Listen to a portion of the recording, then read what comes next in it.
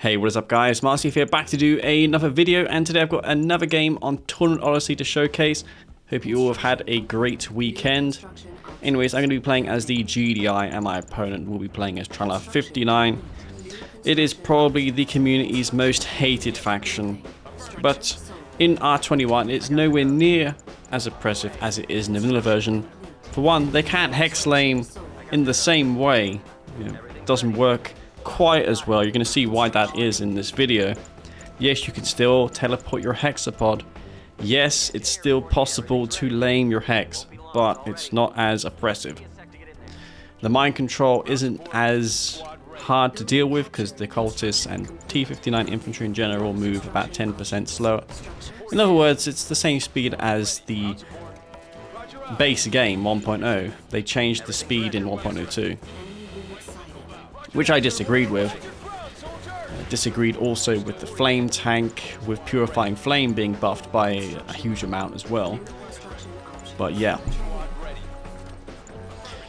We do have not much happening at this present time. I have to say I am pretty thrilled by the feedback I got on the video I posted on how to set up and install C&C online.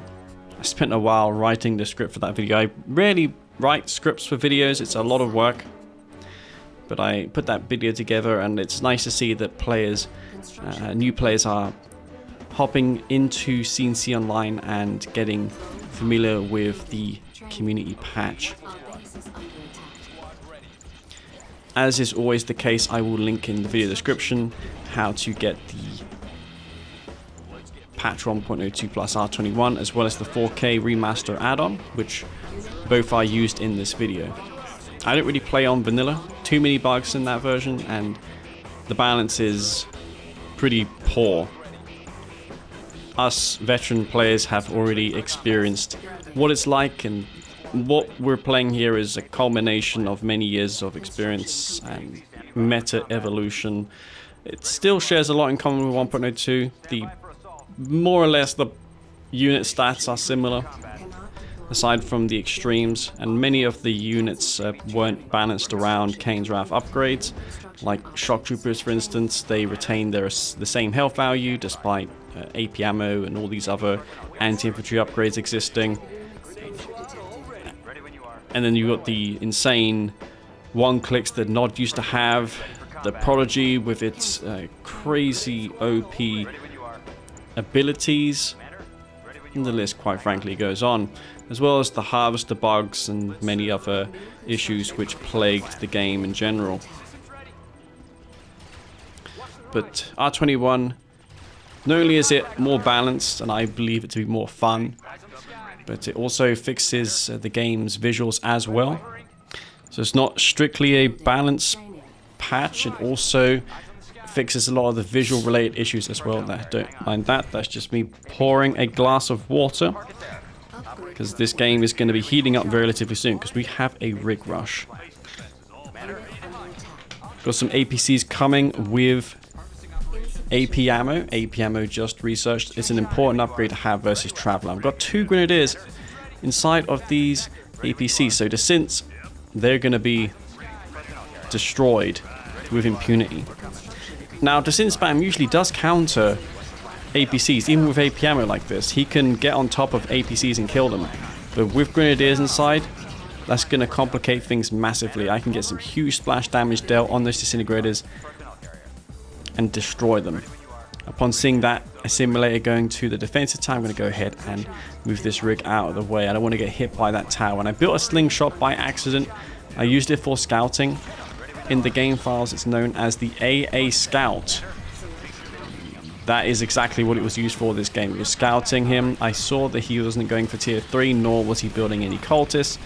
So I decided to move in, and that's precisely what I'm doing here. APC is doing so much damage, that one there. I'm pulling behind the rig so it gets some repairs. The grenadiers inside, I'm ready to bail it out, and the rig is tanking damage. The photon cannon is really the main damage dealer here. The gunwalkers are trying to kill this rig. The rig doing so much though. The double guiding cannons deal as much damage as a mammoth tank without railguns.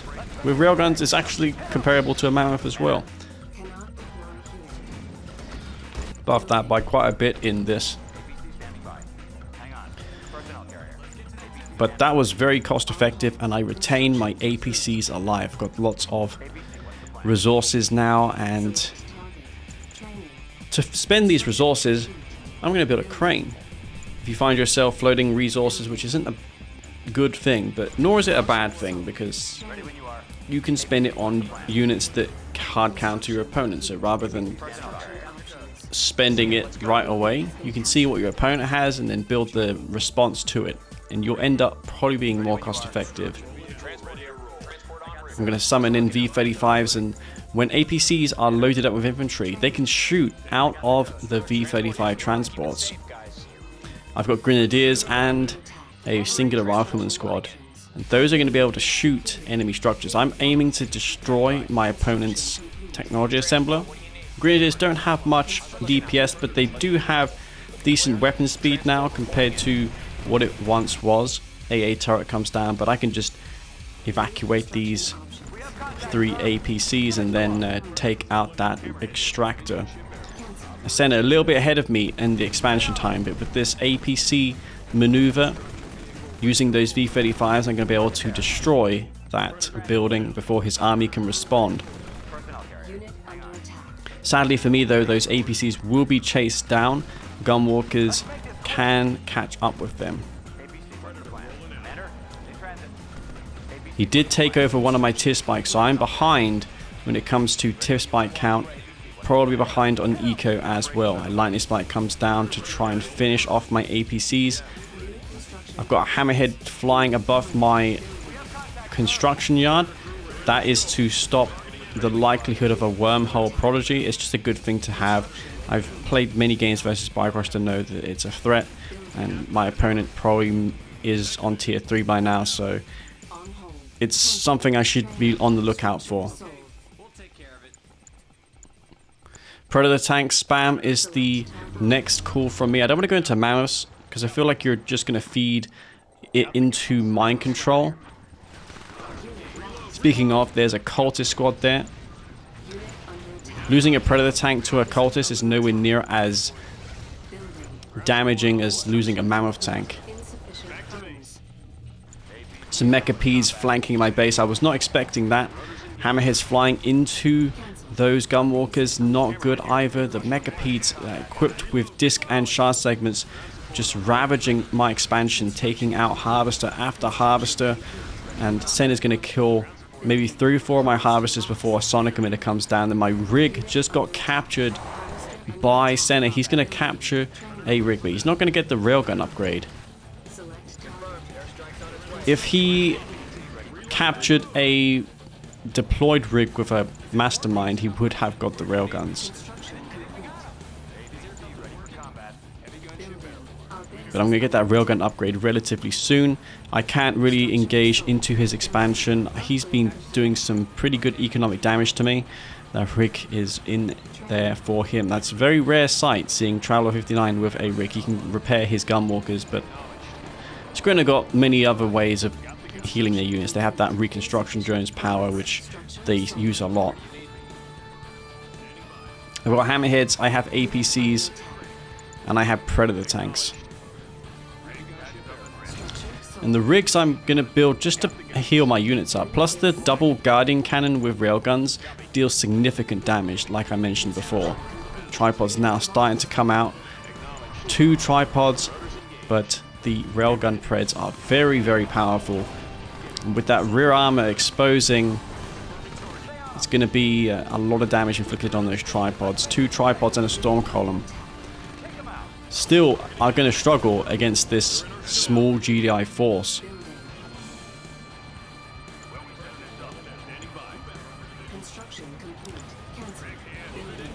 Rig won't quite reach it into battle, but it's going to be good for some repairs in the middle of the map. I can also repair aircraft with this rig. I need to do something about those spikes. I decide to kill his with my hammerheads by using a force fire command. By default, that's pressing the control key on your keyboard. Orca Strike gets summoned in. That's usually used for scouting purposes. And I build a space command uplink here, not to use the shock grove artillery on his army, but rather to summon in the zone trooper drop pod and then sell the space command link afterwards for a 4th zone trooper. This allows me to get 4 zone trooper squads quickly, and they already come out with a veterancy. This means that they'll be able to rank up quicker. But it's a very micro intensive unit, and against Mechapeds and Storm Riders I need to be very careful. In fact, what should be on my mind right now is Storm Rider transition. Senna sees these zone heads, so now I need to think about what he would do in his shoes against this. And you're going to see me queue tungsten shells very soon without even scouting the Storm Riders. See, I'm building slingshots now and upgraded tungsten shells. I'm not scouting the Storm Riders, but this is just me thinking in the shoes of my opponent. What would I do if I see a bunch of zone heads? I'm purchasing the tungsten shells and getting slingshots despite not seeing any aircraft, but it's very good anyways to get tungsten shells at this point because there could be some devastator warships. Building some engineers now, and I see he's going shock troopers. That was something that did not occur to me. I thought Storm Riders were the answer, but shocks obviously very good nowadays with that health buff. Shocks were considerably buffed in this community patch, and around the hexapod they'll get a bigger bonus. It's not visualized in vanilla, but they always had this buff.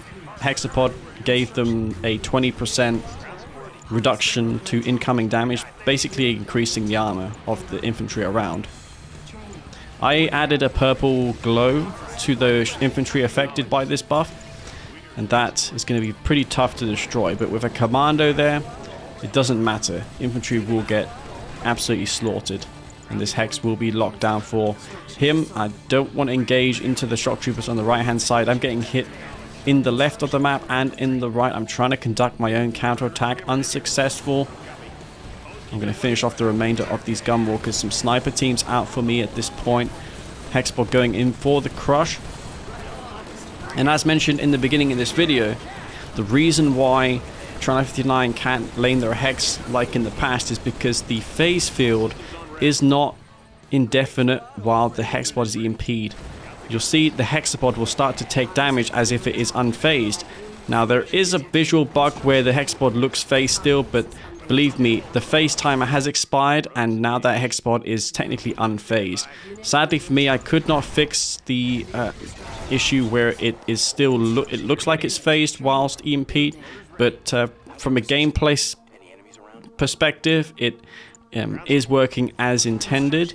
The 35 seconds timed out and the hexapod became vulnerable to damage even without being EMP'd, without going out of EMP.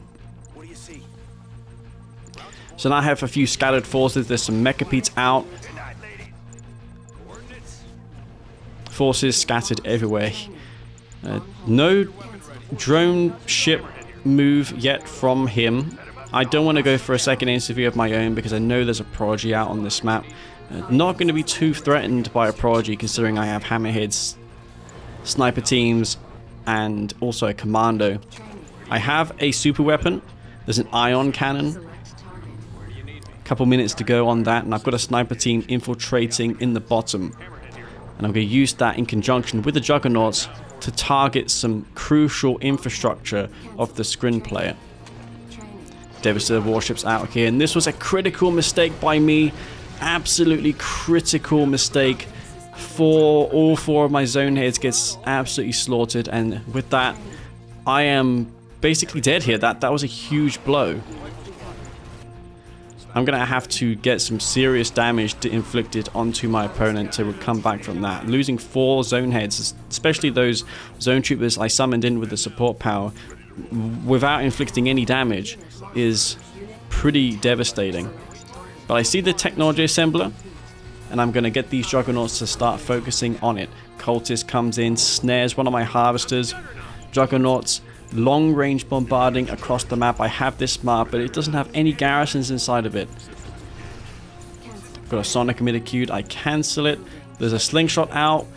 I purchased the tungsten shells previously for the Storm Riders, but that's going to be very handy here for dealing with these Devastator warships. It's a shame that the tungsten slingshots did not get a sub-object model for the tungsten shells to, you know, denote that it has the upgrade. Every other upgrade is visually represented, but some things aren't, and I believe that's because they rushed this game, didn't have the development time. So I have my commando here, and it's gonna just pop the Prodigy. That Prodigy going down there to the GDI commando. Super effective unit for GDI. The drone platform falls, and it gains a veterancy rank, couple of shock troopers as well. There's a warp chasm, let's go for that, and then go for the refinery. Look at the value that this commando has achieved. So much damage being inflicted there by a commando. Growth accelerator is coming down for the screen, so obviously the longer this game goes, the worse it'll become for me. But I do have that super weapon, and I'm rebuilding some hammerheads, but hammerheads at this stage of the game against all those mecha Ps and gunwalkers as well as shock troopers, not the best option in the world, but I still need them for quick response to the Prodigy. The Prodigy is so much a threat that I will build these units. But I have Juggernauts, I have a Marv, but I have to deal with this eradicated hexapod now, and that's going to be very tricky. Another army goes along with it. Grenadiers are going to be really great in this situation. I'll be able to kill the shock troopers as well as impede the eradicator. I'm also building these sniper teams. I can use them to further infiltrate Senna, or I can use them to kill the shocks. But this hex is taking huge damage. It's going to be forced to be phased or teleported back to base. There's also some mecha Ps there as well. I need to be very careful with my hammerheads. Not much eco for me at this point, but I do have an army, and I'm trying to find where this tech center is so I can destroy it, preventing the phase field from being used. And once again, the Juggernauts are going to long range bombard this technology assembler. Instead of opting for Firehawks, I go for the technology assembler. And now my ion cannon is ready. A rare sight indeed in a 1v1, and once again I make a mistake with my hammerheads flying into mecha Ps, which is one of the best AA units in the game.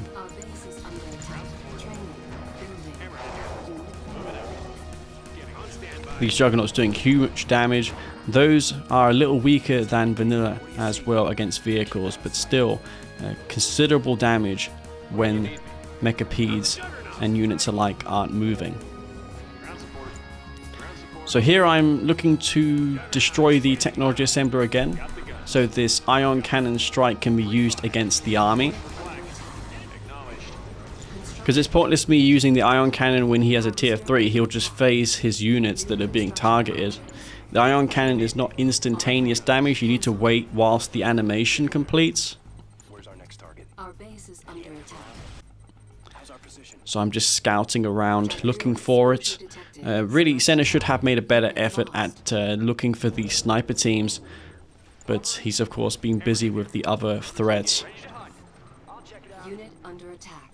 Here I'm looking for it, and afterwards I will be safe to use my ion cannon. I could have used it by now, maybe on his base. I think many players would have used it at this point, but I want to only use it when I have the golden opportunity to, when I have the need to use it. It's an advantage I don't want to throw away, and against a screen with ichor seeds and growth accelerators and eco advantage, I want to be very careful and not throw away anything.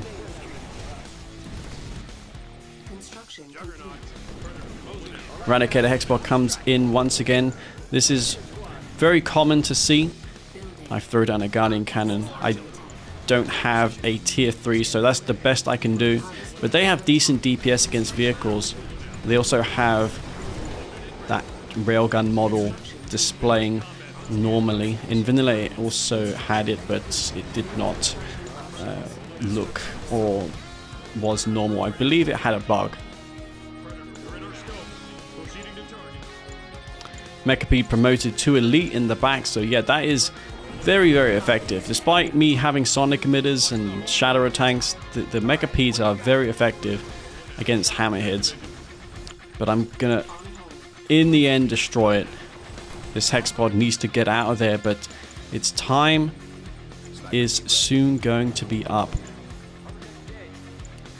I see something being queued from that gravity stabilizer. I rally some slingshots over to there, and this railgun guardian cannon getting some rear damage dealt on that hex, able to kill it with the sonic emitter and guardian cannon. And now Senna is going to do a huge rallying call to my base, but he doesn't have much forces. He's got them scattered all over the place, probably looking for my sniper teams. It's a very scrappy game. Both of us have these armies all over the place. I have an upgrade advantage in the fact that I have railguns, but I didn't really invest heavily into rail units. I have a decent army composition comprising of a lot of different units, and here is quite a pivotal moment in this match. I see a Prodigy and I immediately take it out with this sniper team, and it's going to get even more value. I'm going to combine this sniper team with the bombard ability once more, cancelling the Eradicator Hexapod in one fell swoop. That goes down, and now I have the chance to go in with my army. I've had the opportunity to go in before, but with the Hexapod down, I now have the best chance to attack and deal some huge damage. So I use GDI super weapon, the ion cannon. I don't think I've used this before in my games. That takes out 3 tripods, allowing for my slingshots to move in and take out the Devastator warships. So there's nothing really there to oppose the slingshots aside from a few gunwalkers, and with the Devastators down, my infantry will now be free to take out this base. There's no anti-infantry anymore, and I have another commando built. I use the C4 jump jet ability, and the way that works is you use the target cursor of the jump jet on enemy buildings, and it will automatically C4 the building when the commando completes the landing. But you can see what a commando can do. It's already elite. I killed what, a drone ship and several squads of shock troopers, and it's already promoted. So very effective against Traveler-59. More shock troopers coming out. Remember, these are buffed up shock troopers, and yet the GDI with their AP ammo and with their commandos are more than capable of dealing with it. And there we see the heroic GDI commando, a very rare sight. These don't come along too often. Got a couple juggernauts back there, and really it's only a matter of time before Senna throws in the towel, but he's gonna keep in this match for now because he feels he has chances. He is Traveler-59. He can build a cultist and capture my units, but he can't mind control commandos. Commandos and epic units are the only units that cannot be captured. I'm going to target the ground here with this juggernaut so the tripod can be killed. If you don't target the ground versus units like that, the shells will miss. Sometimes you have to apply a bit of micro.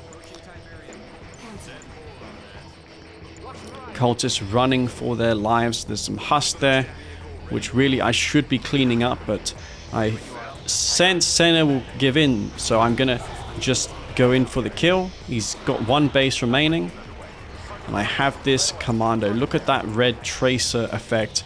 You have to admit the effects in this game for the heroic units, very pretty to watch. He captured that expansion point long ago. Never actually moved his drone ship. It's very good nowadays. It has more build radius. You can build things around it in a much larger radius than before. And that commando lives. But sadly for me, the husks are getting reclaimed. He's taking back all those husks, but without a drone ship and no anti-air, nor anti-infantry, what's he going to do against this heroic commando? And now a heroic ABC. That's a pretty lethal combination. With that alone, I can probably take out all these juggernauts. In fact, I don't think it matters. at this point how many juggernauts or tripods one has. A heroic GDI commando will kill all of them. There's harvesters there. None of them are returning to a refinery, so I assume there's just no more extractors. I decided to take this stasis chamber, but yeah, this commando is going to be all that I need. Almost losing the APC there to the Juggernaut Crush, but I do evacuate that commando just in time. My Conyard falls, but yeah, that is really going to be it. Here is the commando, fully ranked up, going to take out those Juggernauts and the last remaining tripods which he reclaimed. And for theatrical effect, this game will continue a little longer than what it should have, but it will conclude here with the death of that last tripod. So that is going to be the game on Tournament Odyssey, GDI versus Traveler-59. From start to finish, I felt that game was pretty action-packed, and it showcased some really unorthodox strategies with GDI, particularly with the Grenadier APCs and then the sniper bombardment with Juggernauts, as well as the ion cannon usage, waiting for it to be used. I also sold my tier 3 at one point to EMP the Hex. Remember, you get a Grenadier squad from selling your technology assembler or tech center as GDI, which can be helpful because that spawns Grenadier which can EMP. Anyways guys, hope you all enjoyed this video. This game was a little longer than normal. If you enjoyed this game, then don't forget to hit the like button. I really do appreciate that. And before I leave, I'd like to say a big thank you to everyone on my Patreon for continuing to support my channel and these mods I have been creating. I do have some strategy guides planned for May, I believe, and I'm going to make it in a similar format to my C&C Online guide that I produced not long ago. Anyways, this is it from me. This is Marsleeve. Peace out.